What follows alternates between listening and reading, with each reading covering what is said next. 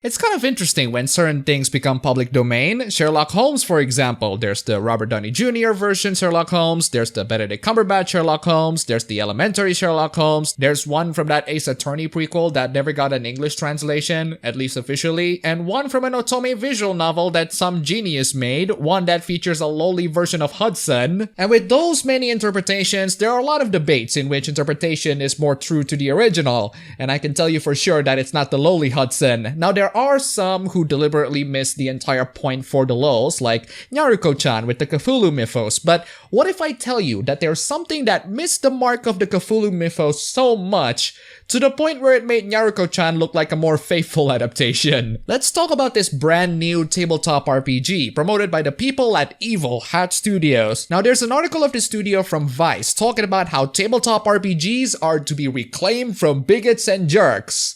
Okay then, who are these bigots and jerks that dare to claim the space of the tabletop RPG world?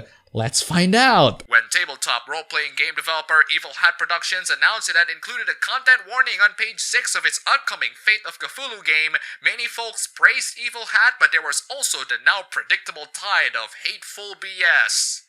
So, writer of this article, why would people put so much hate on Evil Hat on this new Fate of Cthulhu game? Maybe we should check out the premise of the game and find out what's really going on. In the game Fate of Cthulhu, you don't play a hapless investigator spiraling inevitably towards doom because that would actually be faithful to the Cthulhu mythos. Instead, you're a kick-ass resistance fighter from the future, sent back in time to stave off the Elder God's apocalypse. That's right, guys. The cosmic horror that cannot be explained by your mortal mind is now reduced to a bunch of resistance fighters who will just fight them all off because that's an easy thing to do, I guess. That's not all. Apparently, this brand new tabletop game will not have a sanity rule of some kind because it's disrespectful to people who have mental issues or something along those lines. But that's not all. According to an interview from May in 2019, they admitted to basically making Terminator in a Cthulhu universe. Now, a lot of people are complaining that this game completely missed the mark on this interpretation, especially with that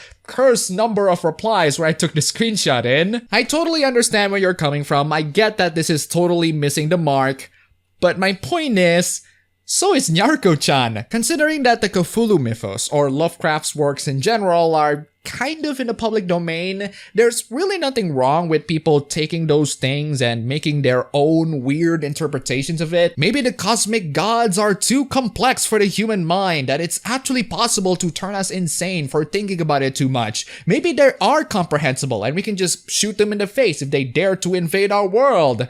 Maybe they're just a bunch of annoying anime girls.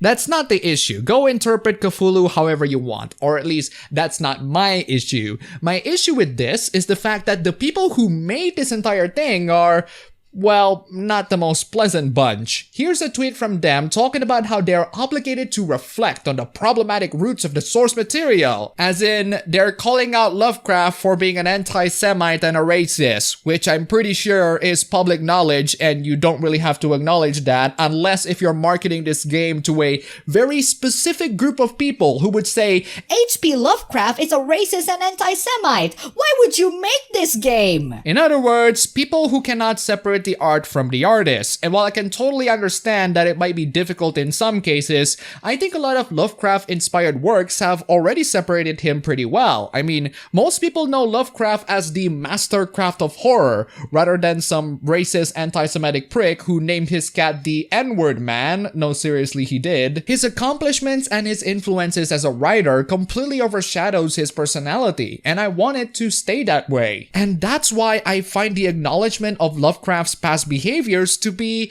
unnecessary, or at least to me it's unnecessary. Unfortunately, we're living in a year of cancel culture where outrage mobs are pretty much monitoring the social media 24/7 for any signs of canceling, even from someone who already died. We're living in a time where these mobs would assume the worst of you. I mean, how pessimistic and miserable do you have to be to think that the creators of Lovecraft-inspired works are somehow also endorsing his behavior? Imagine going to the creators of Naruko-chan and saying that they endorse reinforce Lovecraft's racism by the virtue of them making the anime. There's another tweet right underneath that saying, "Since the predictable edgelords and apologists have shown up..." Okay, hold up. Apologists to what? Apologists to whom? No one is defending Lovecraft's personality. He's human, like you. He's bound to have really bad prejudices, but he also made great works. Those two things are possible, but apparently defending the artist's work is the equivalent of defending him in general, because people are too thick these days, I guess. If you don't like the politics included in our games, don't buy them. We literally do not want your money. We are committed to diverse and inclusive gaming. We're not perfect, but we're trying. And therein lies the problem again. You're unable to distinguish between people saying that they don't like your work to people defending Lovecraft, which I don't think there are a lot of people who do so, but you lump the two together anyway. What's funny is that Evil Hat acknowledged people's criticism, but dismissed it by... well, they dismissed it in two different ways. The first one is by saying, "Bruh, your game sucks" is just a way to cloak a veneer of legitimacy over a brigade of bigoted objections to the progressive aspects of the game. Wait, what? Are you saying that the people who criticize your game are criticizing its progressive values instead of, the actual game? The writer then continues by saying, "Even if you grant that some of it's legit, it's like complaining there's chocolate and vanilla ice cream on the menu. Childish." Nah, fam, you're selling vanilla ice cream with chocolate ice cream. At least Nyarko-chan has the decency to not look like a legitimate Cthulhu adaptation. The second way of how the team dismisses criticism is by saying, "You're right, it's not traditional Lovecraftian horror. That territory is well trodden and amply covered by other games," said the person who make a story about kick-ass resistance fighters from the future, because that has never been well-trodden and amply covered by other games. Alright, fine. This is your tabletop game. This is your Lovecraft power fantasy fanfiction. You can make it however you want, with whatever politics you like. All we're saying is, your game sucks, and your attitude stinks. If you're just finding this post and wondering what the vitriol is all about, mostly it's a brigade of 46 follower accounts run by people who are mad that we called out H.P. Lovecraft for the racist and anti-Semite he was. If that's where you get your gaming device, this ain't for you.